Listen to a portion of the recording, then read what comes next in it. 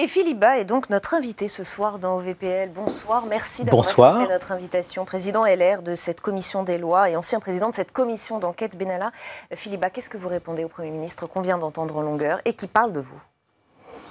La commission des lois, elle a fait son travail avec Jean-Pierre Sueur, Muriel Jourda. C'est un travail pluraliste, il dépasse les clivages politiques. Nos rapporteurs se sont entendus après des heures et des heures de travail sur les termes d'un rapport. Il a été présenté à la commission des lois hier, puis il a été présenté à la presse, et toutes les auditions, c'est-à-dire près de 50 heures d'auditions, ont été intégralement publiques.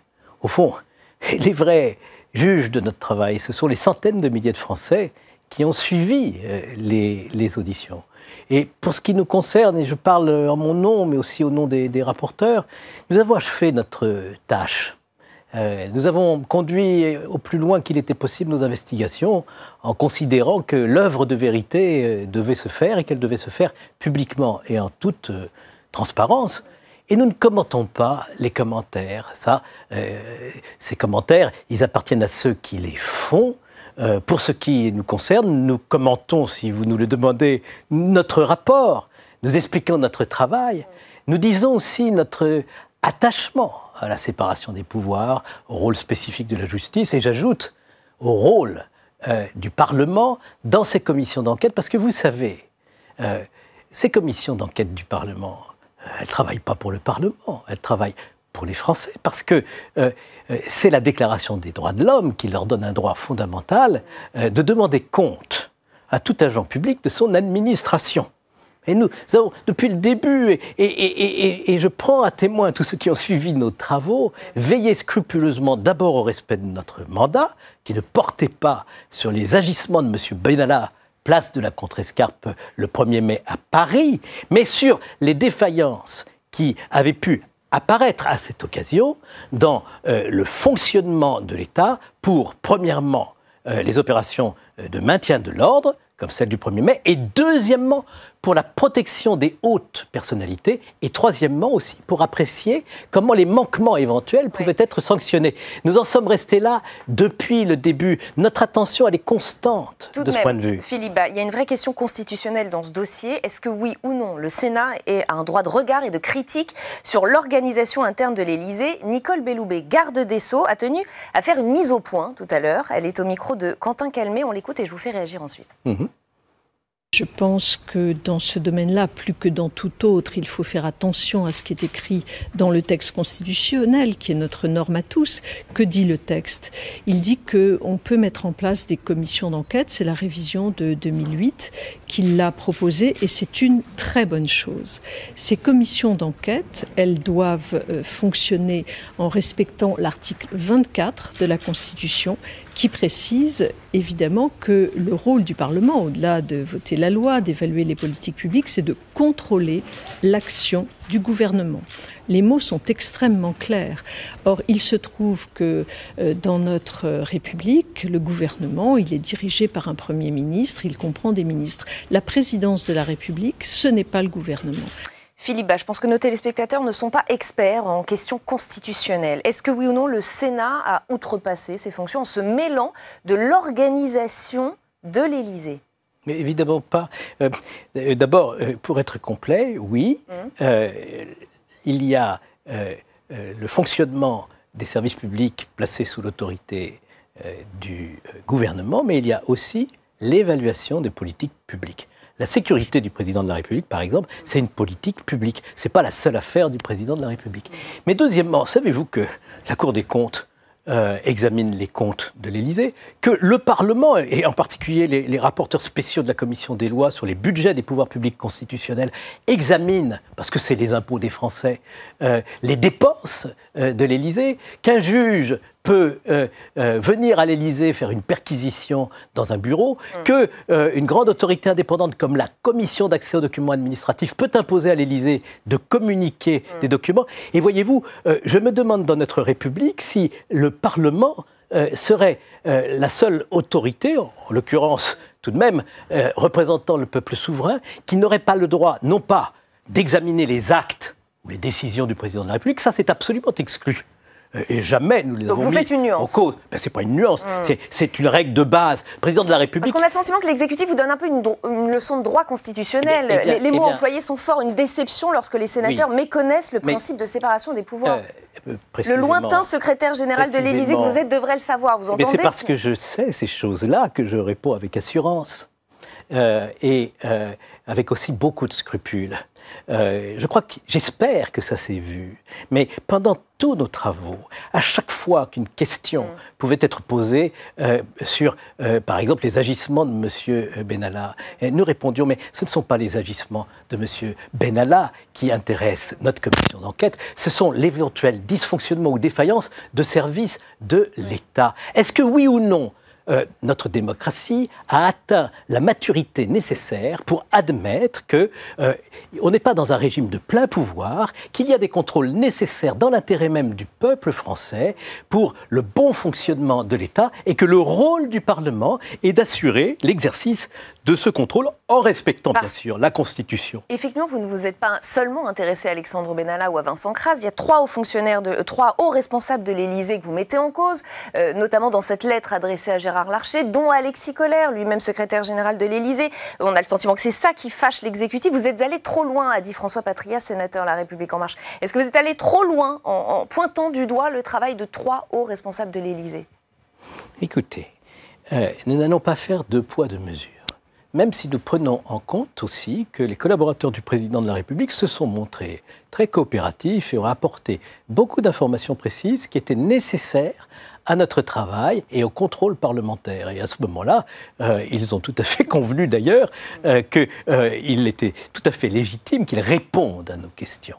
Mais quand, à la fin du mois de juillet, des collaborateurs du président nous disent que M. Benalla n'avait pas de responsabilité en matière de sécurité, et les citations, en plus c'est devant tout le monde que ça a été dit, et que un mois et demi plus tard, on nous remet la fiche de poste dans laquelle il est écrit qu'il coordonne les services de sécurité, eh bien, nous disons, que pouvons-nous faire? Nous constatons que là, il y a eu une part de la vérité qui a été retenue. Disons les mots, rétention d'informations. Or, si c'est le cas, vous voyez, comme nous agissons pour permettre aux Français d'exercer leur droit de contrôle, eh bien, si on nous ment sous serment ou si on retient une partie de la vérité sous serment, à ce moment-là, si on laisse faire, ça veut dire que demain, les commissions d'enquête parlementaire ne serviront à rien et que le droit des Français de contrôler l'État sera bafoué, ne pourra pas être respecté. Au fond, vous savez, ça c'est la pointe ultime de notre travail. Notre travail, il n'a pas consisté principalement à faire ça, il a consisté à examiner méticuleusement comment l'État a fonctionné depuis le 1er mai. Je dois dire que jamais il n'y aurait eu d'affaire Benalla si le 2 mai, ce monsieur avait été licencié comme il aurait dû l'être et si la justice avait été saisie. Il a fallu attendre tout de même que la presse rende publique l'affaire pour que des réactions commencent à se faire jour. Et quand on voit que ces réactions, par exemple un licenciement, quand on ne rend pas ses instruments de travail, je pense au passeport diplomatique, et à un téléphone crypté, qui est un instrument très secret, pourquoi est-ce qu'il n'y a pas eu toutes les diligences pour qu'il rende ses passeports, pour l'empêcher de s'en servir, pour qu'il rende ce téléphone? Vous avez entendu l'exécutif qui pointe un problème de cohérence. On a entendu Édouard Philippe qui dit pourquoi vous créez une commission d'enquête pour l'affaire Benalla et pas pour les actes pédophiles présumés dans l'Église catholique. Là, tout l'exécutif monte au créneau en disant, en fait, vous faites de la politique. Je veux bien répondre à ça. Parce que, d'abord, c'est quand même très curieux, alors que tout parlementaire appartient à une famille politique, il a des convictions, il les exprime, de dire que parce qu'on appartient à une famille politique, on serait disqualifié pour faire son travail de législateur ou de contrôle de l'État. Ça n'a pas de sens, évidemment. Et la deuxième chose que je voudrais dire, puisqu'on évoque d'autres demandes de commission d'enquête que nous avons refusées, c'est que précisément nous avons refusé cela parce que nous sommes cohérents. Vous savez que dans cette affaire qui concerne l'Église catholique, il y a des poursuites judiciaires.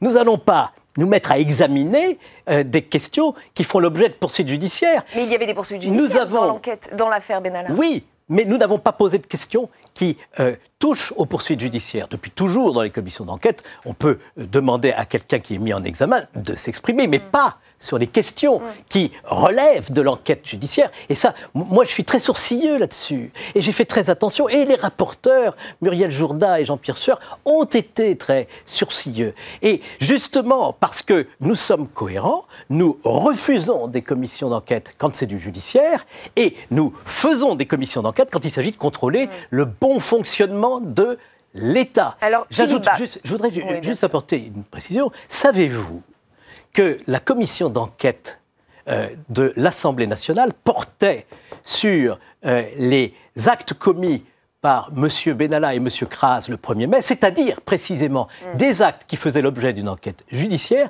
Et savez-vous que le 18 juillet, puis le 19 juillet, puis le 23 juillet, Mme Belloubet, que nous avons entendue tout à l'heure, a écrit, comme elle devait le faire, elle a eu raison de le faire, une lettre à mon homologue, présidente de la commission des lois de l'Assemblée nationale, pour lui dire « Vous ne pouvez pas enquêter là-dessus, c'est couvert par l'enquête judiciaire. » En revanche, Mme Belloubet, et très justement aussi, ne nous a jamais écrit, tout simplement parce que nous ne travaillions pas sur des faits qui font l'objet d'enquêtes judiciaires. Alors Philippe Bas, comment vous interprétez cette mobilisation de tous les marcheurs de l'exécutif jusqu'à peut-être Emmanuel Macron? Il se peut que l'Élysée finisse par réagir aussi à ce rapport dans les prochains jours. Comment vous interprétez cette mobilisation? Qu'est-ce que vous vous dites? Mais moi, je recommande à tous ceux qui voudront bien lire notre rapport de regarder sereinement la manière dont nous analysons des défaillances et des dysfonctionnements. Mais est-ce que vous y voyez des arrière-pensées politiques de la part de l'exécutif? Voudrait-il affaiblir le Sénat? C'est ça la vraie question. De bien vouloir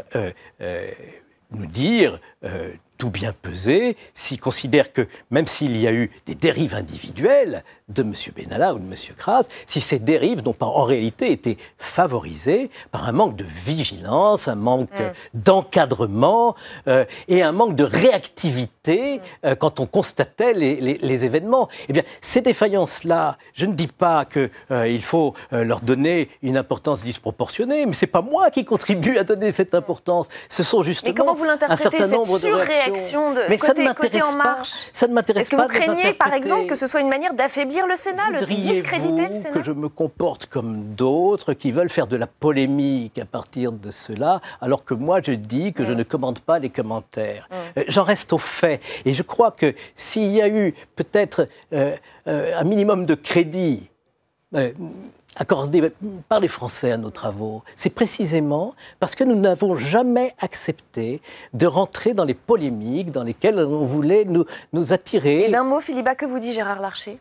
Mais pourquoi me dirait-il quoi que ce soit? J'imagine que vous avez échangé avec lui depuis la publication du rapport. Vous révélerai-je des conversations? Vous avez son soutien? Vous pouvez juste nous dire si oui ou non il vous soutient? Bien évidemment, vous avez qu'à l'écouter. Je n'ai pas besoin de vous le dire.